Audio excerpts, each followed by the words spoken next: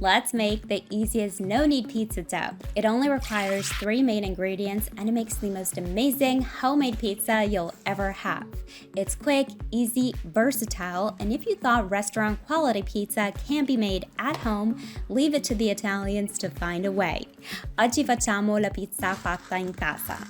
You'll get a perfect crust that's soft and crunchy, and you'll be amazed how delicious this pizza dough is. I'm going to show you 2 ways to make the pizza dough. It's the same recipe with 2 different no-knead methods.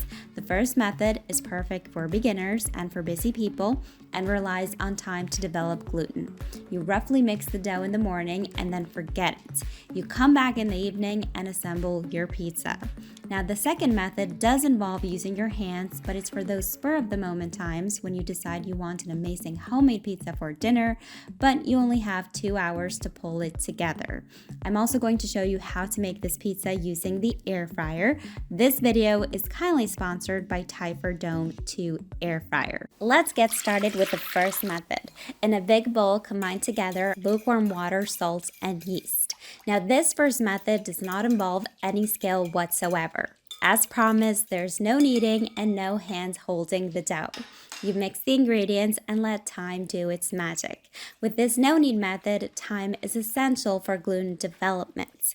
We're swapping out kneading for time. So make it in the morning for the evening. I've added the flour and I've mixed until a shaggy dough forms. Make sure there are no dry patches of flour. Push down the dough with a spatula as best you can. Cover the bowl and forget it. Leave it on the countertop for a minimum of 6 hours. So see you in 6 to 8 hours, no earlier than that. Now let's make the second version. Use this when you want to whip up some homemade pizza for dinner, which you didn't have planned. It has the same ingredients but uses a different technique to develop gluten in a shorter amount of time. So following the same recipe, I've combined water, salt, yeast, and high-protein bread flour. Using a fork, mix until there are no dry patches of flour. Your dough should look soft and sticky, just like this. Now for the first method to develop gluten, we use time. For this one, we'll use the stretch and fold technique. Cover the dough and leave to rest for 30 minutes. After 30 minutes is up, you'll see the dough looks really wet. You might be thinking, this does not look like pizza dough. It's wet and sticky and not like any pizza dough you've seen before. Do not panic. We're going to transform this mess into a dough ball in a matter of seconds. Using wet hands, pick up the dough by its middle and give it a shake to stretch it out a little and tuck the ends under itself. Don't worry if it's a mess. To start with, we don't have much gluten developed. Keep the faith. Rotate the bowl 90 degrees and do that again. Repeat 2 more times. These folds are called coil folds. Once you've done 4 coil folds, using a wet hand, I like to push the dough under itself, creating tension. This creates a nice plump dough ball, just like this. There's your dough ball.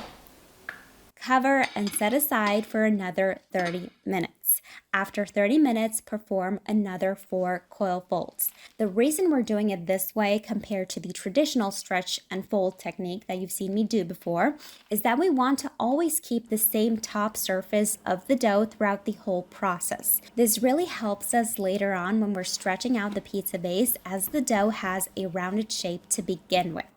Cover again and come back in 30 minutes and do a last round of coil folds, rotating the bowl every time.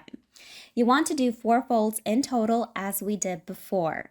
Now this dough makes 2 individual pizzas. So once you've done your last coil folds, you're going to lightly oil your countertop and transfer the dough onto that oil. Oil the top of the dough as well and cut the dough in half. The oil prevents the dough from sticking to your work surface and bench scraper. You want to ball up the doughs as best you can. You can do this by performing more folds or just creating pressure with the palm of your hand and rolling the dough into a ball. Now I'm going to show you a trick to make shaping your pizzas easier. Flour a baking tray. Be generous with the flour. Put the dough balls onto the floured baking tray, and we're going to cover the dough with another tray, and we're going to put the tray in the fridge for 30 minutes while you prep the toppings. Putting the dough in the fridge slightly chills the dough, and I find cold pizza dough is easier to handle and manage, especially high hydration dough, which can be tricky to work with. Now let's go back to the first method for making the pizza dough because we have some catching up to do. Imagine you've gone home from work after 8 or more hours. It's time to give the dough some attention. It's going to look like a complete mess.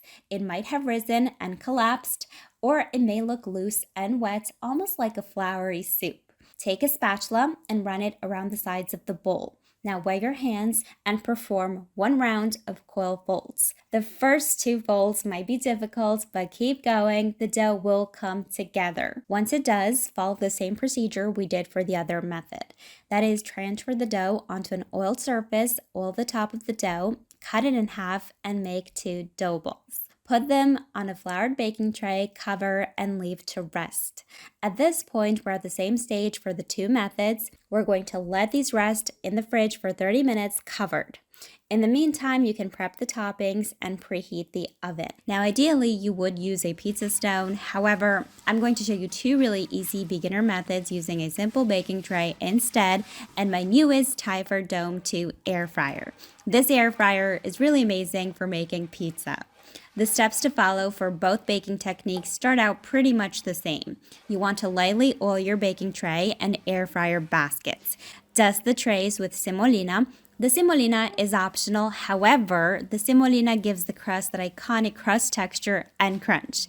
Using a bench scraper, transfer one of your dough balls onto your prepared tray. We'll make the air fryer version first, as this has become my favorite way to make pizza. Gently stretch out the dough with your hands. The key here is that we want to keep all the air bubbles in the dough and push them to the outer edge to form the crust. If the dough is pulling back after you stretch it, leave it for 5 minutes, then come back to it and stretch it out some more. Don't be afraid to pick up the dough and stretch it out with your hands. What I love about this air fryer is its shape. I love that it's wide as opposed to being really deep. Air fryers work best when food is in a single layer. So with this design, food tends to cook more evenly because there's more surface area exposed to the heat. It has what Typhor calls 360-degree heating technology. That means it has 2 heating elements at the top and at the bottom, which ensures your food is cooked evenly with less shaking or flipping. Paired with dual temperature sensors, this system delivers delicious results every time. Perfect for pizza and for many other griddled goods. It has 15 cooking functions, including pizza, bacon, steak, wings, fries, frozen, air fryer, toast, grill, bake, griddle, roast, broil, dehydrate, and reheat, covering nearly every cooking need. It's also self-cleaning. Typhor Dome can decompose the grease and grime from the top cavity with high heat. The upgraded self-cleaning function now operates at 500 degrees Fahrenheit. I'll leave the link for the Typhor Dome 2 in the description box below. You can get an extra 15% off if you use my code. Now, when it comes to your toppings, remember when it comes to pizza, less is always more. The more toppings you add, the heavier and greasier the pizza becomes. My favorite pizza is La Classica Margherita. It starts out with a simple tomato base, a good grating of Parmigiano Reggiano. This adds great umami flavor, so please do not skip it. I'm telling you, once you try it, you will not go back.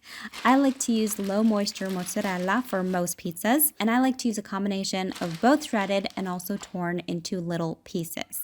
Add a drizzle of olive oil, and you're going to pop this in your air fryer on the pizza setting.